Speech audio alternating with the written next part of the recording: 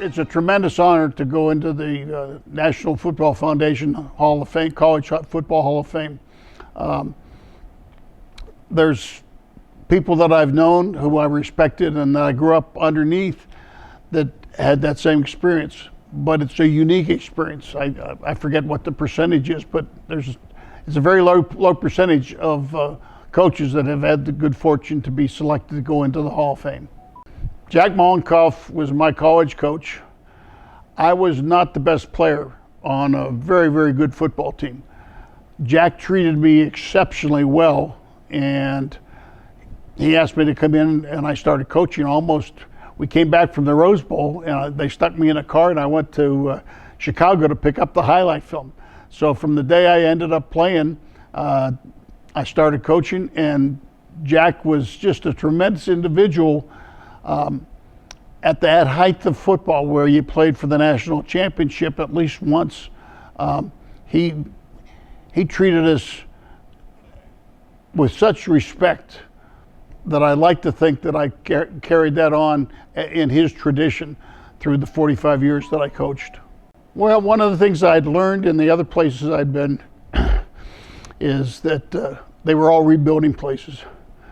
Washington and Jefferson had a tremendous background. They played in the 1922 Rose Bowl, okay?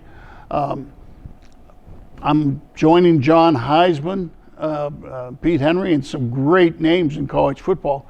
So I knew because of the location and because of the situation and the people who had preceded me years before that it was a place that you could revitalize.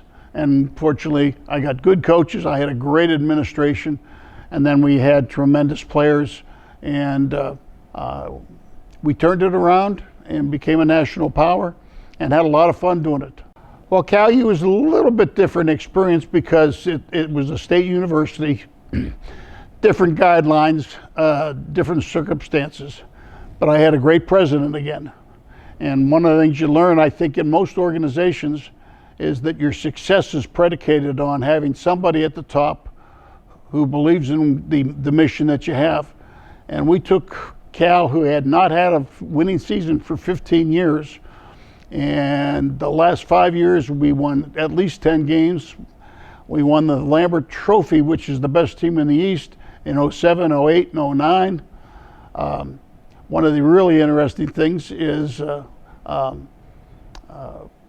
we put 21 kids from that program into the NFL, and at the end of the month when we go to Atlanta to the Hall of Fame, my last player, Eric Harris, is a safety for the Atlanta Falcons, and so we're going to get together. So here it is 11 years after I've retired. Somebody that I didn't screw up is still playing pretty well. I got into coaching primarily. We had an incident in my junior year at Purdue. We lost an extremely difficult game to Michigan State, 14-10. Bad official call. Michigan State went on and won the national championship. Well, the student newspaper got riled up and said they ought to fire the coaching staff. And those of us on the squad said, geez, that's, so we formulated a lot of enthusiasm and counteracted what the newspaper was doing. When I did that, the relationships with all those coaches and knowing what that meant to them kind of said, geez, this may be what I want to do. I had been I was a pre-engineer, and then, I was in business as well as a academic, and I shifted over to concentrating in coaching. My wife, who I love and who is the best football coach's wife in America, we buy a lot of things from Amazon, okay? So I took our dog out in the evening and brought him back in, and there was a package sitting right by the door. And I'm saying, okay, my wife got another package. So I picked the package up, I brought it in, looked at it and said, it was for me. So when I opened it, it had the football. And understand that one of my best friends, who was a great player at Purdue and actually introduced me to my wife, is a character. I thought he was fooling around, and he sent me this football just to kind of joke with me. Well, then I started reading it, and then I read underneath was the script that went with it, congratulations and so forth. So at least for 15 minutes, I thought I was being punked by my good friend, and then I was obviously very ecstatic when I found out the truth. We went 4-5 my first year at W&J, 3-5-1 my second year. The third year, I focused a great deal more in. Well, we played the defending champs who had won forever, and our squad rose up. We won the game 36-8, and I think the guy, his name's Chuck Clausing, and I believe he's in the hall. And it was Chuck's worst loss, and I'd known Chuck since 1956 when I was a young kid. So that was our turnaround game, because from that point on, our kids believed we could beat anybody. And that year we ended up going to the semifinals of the national championship.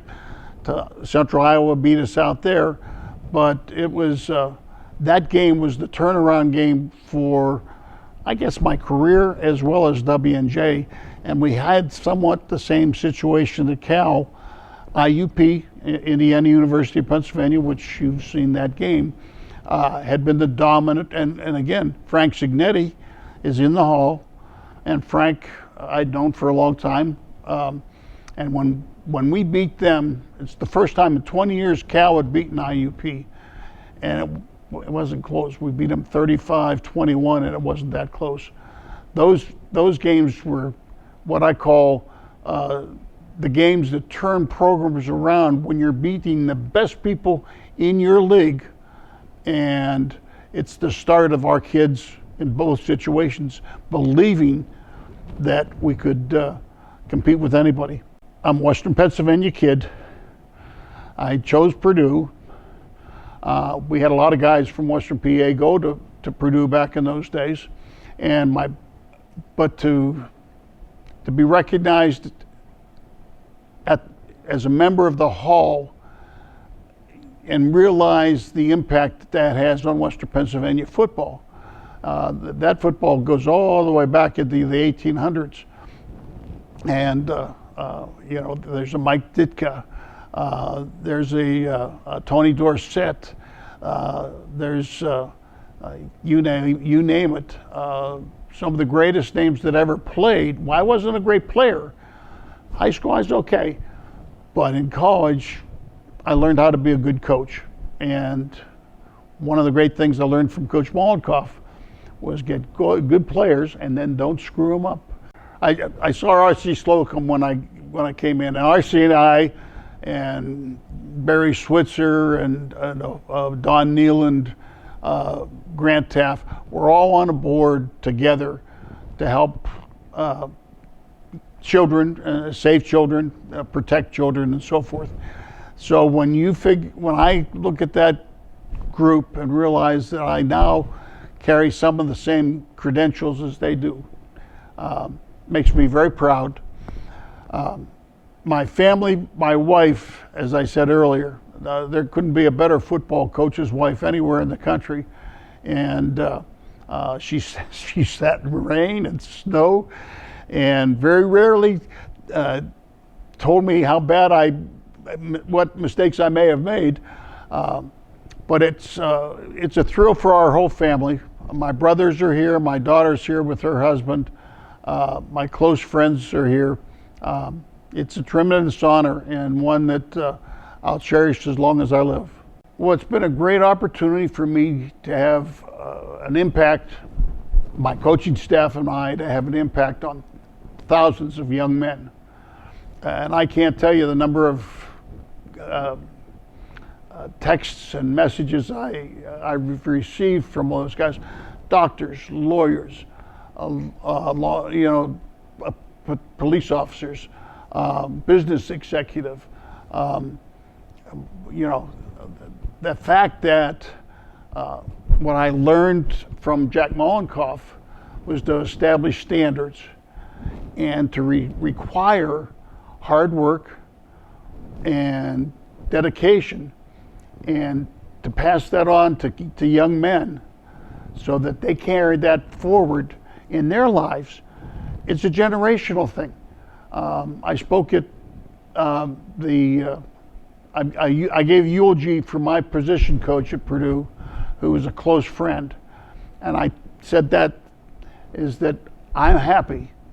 This was in 1997. I am happy that I'm able to take what Al Hager taught me and carry it forward so that another generation will get that information. And that's what football really, I'm not saying there aren't other sports that do that or other activities. I'm just saying the fact that you get guys from a variety of different backgrounds and put them together and they become a team and they become a unified group to accomplish something. When you're asking kids to get up at 5 o'clock in the morning in the snow, walk down to the gym, work out for an hour, go back, shower, and then go to class, it requires a dedication and discipline to do that. That doesn't stop when you stop playing. That carries on in your life and how you treat your family and how you treat your neighbors and also whatever your profession ends up being. To me, that's what all we've learned and what we've done is to create that atmosphere for young men. Probably, I'm hoping I'm in the back row, so as I told you, I got the Bob Uecker seats, so I'll take my hanky with me.